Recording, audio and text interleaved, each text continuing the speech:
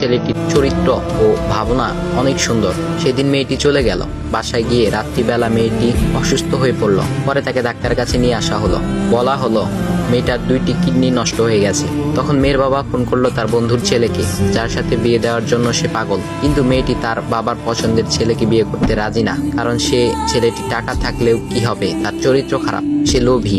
এদিকে মেয়েটির কোনো লোভ ছিল না। যাই হোক, হবু জামাই আসার পর তাকে সব খুলে বলল, তোমার থেকে একটি কিডনি খুলে আমার মেয়েকে দাও। তুমি তো বলছো আমার মেয়েকে তুমি অনেক ভালোবাসো, তাকে পেলে তুমি ভালো হয়ে যাবে, তাহলে আজ পরীক্ষা দাও। তখন ছেলেটি বলল, আমি আপনার রোগা মেয়েকে বিয়ে করতে পারবো না, আমার কি সুস্থ মেয়ের অভাব নাকি? এ বলে সে চলে গেল। বাবা তখন কেঁদে কেঁদে মেয়ের কাছে সব খুলে বলল। মেয়েটি বলল, বাবা তুমি কেঁদো না, একটা পথ এখনো আছে, আমাদের সামনে মোড়ে বড় একটা দোকান আছে না, তুমি সেখানে যাও।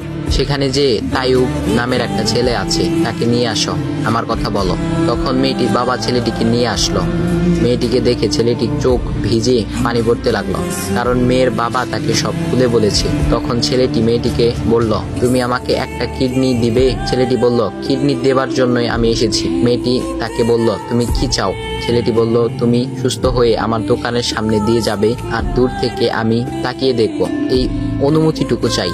কথা শুনে মেয়েটিও ও তার বাবা তাদের চোখের পানি ধরে রাখতে পারলো না। অবশেষে মেয়েটি বিছানা থেকে